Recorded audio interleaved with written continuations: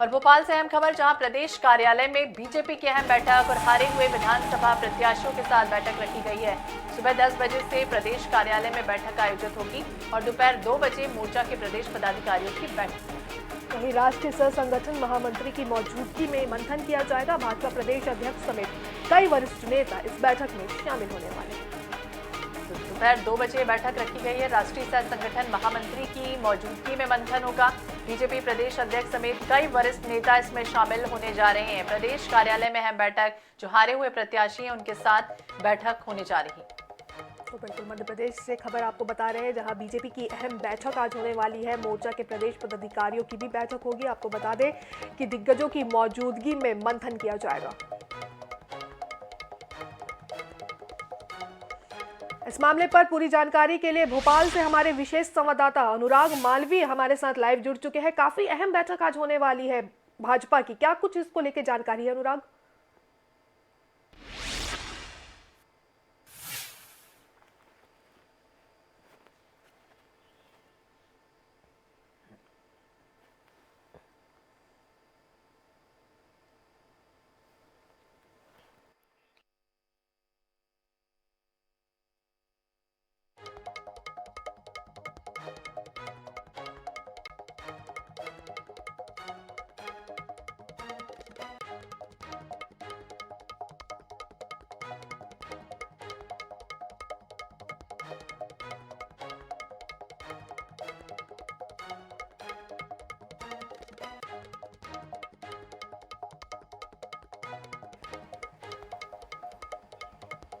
बिल्कुल, हम अपने संवाददाता से वापस संपर्क करने की कोशिश करेंगे। तब तक आपको एक बार फिर से बता दें, मध्य प्रदेश में की राजधानी भोपाल में भाजपा की अहम बैठक होने वाली है।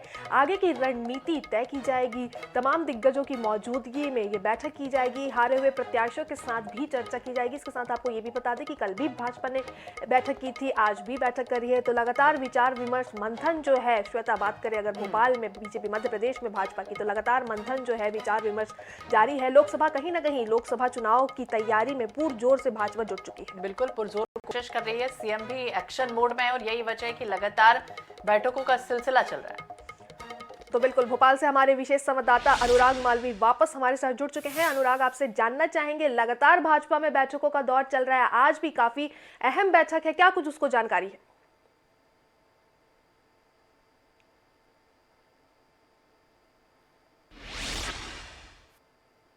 तो तकनीकी कारणों की वजह से अनुराग की आवाज हम तक ठीक से नहीं पहुंच पा रही है।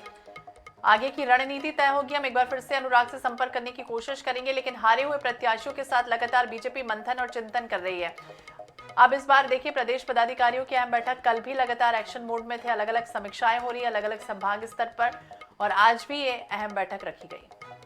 तो आगे की रणनीति इस बैठक में तय की जाएगी। भाजपा की अहम बैठक है आज, हारे हुए प्रत्याशियों के साथ भी चर्चा की जाएगी। आपको ये भी बता दें कि कल भी भाजपा की काफी ही अहम बैठक हुई थी, जिसके बाद आज वापस से भाजपा जो है अपने पदाधिकारियों के साथ बैठक करने वाला है। दिग्गजों की मौजूदगी में मंथन किया जाएगा, हारे हुए प्रत्याशियों से मंथन किया जाएगा, विचार विमर्श किया जाएगा। तो बिल्कुल अब देखना होगा, जिस तरह से अलग अलग क्षेत्रों की बात करें, जहां पर विधानसभा क्षेत्र जहां पर लीड नहीं मिली बीजेपी के, उन तमाम प्रत्याशियों को की क्या बड़ी वजह रही है। हालांकि लोकसभा चुनाव के मद्देनजर उन क्षेत्रों को पूरी तरह से साधने की कोशिश बीजेपी करेगी, और यही वजह कि हारे हुए प्रत्याशियों से चिंतन मंथन एक बार फिर से शुरू रहेगा।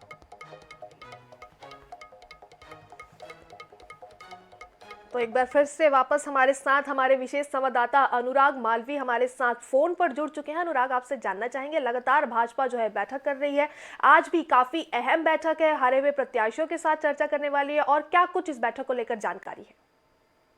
देखिए, निश्चित रूप से महत्वपूर्ण बैठक है और कई मायनों में इसलिए महत्वपूर्ण हो जाती है क्योंकि इस बैठक में अगर हम बात करें तो सबसे बड़ी बात है कि हारे हुए प्रत्याशियों के साथ भाजपा एक बार फिर मंथन करने जा रही है।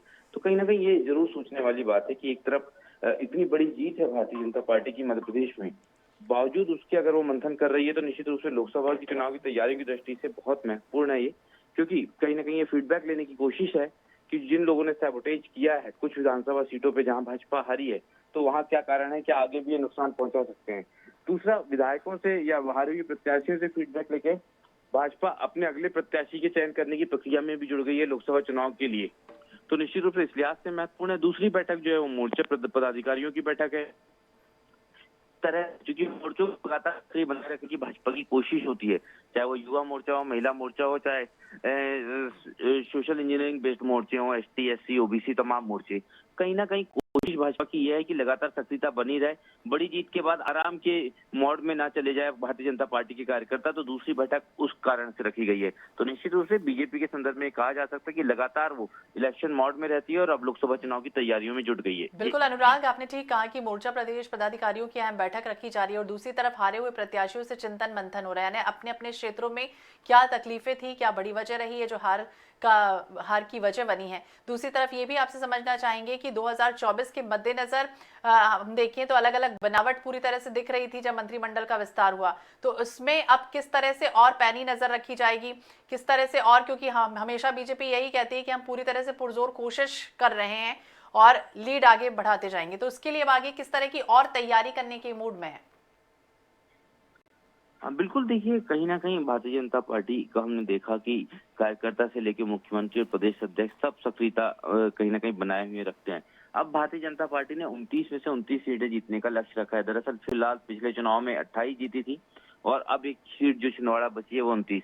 तो एक बहुत tough task Bharatiya Janata party के केंद्रीय नेतृत्व ने मध्य प्रदेश को दिया, यानी 100% रिजल्ट का और साथ में 51% वोट शेयर का। तो कहीं ना कहीं उसके लिए जितना भारतीय जनता पार्टी ने विधानसभा चुनाव में परफॉर्म किया उससे बहुत ज्यादा बेहतर और परफॉर्म करना होगा।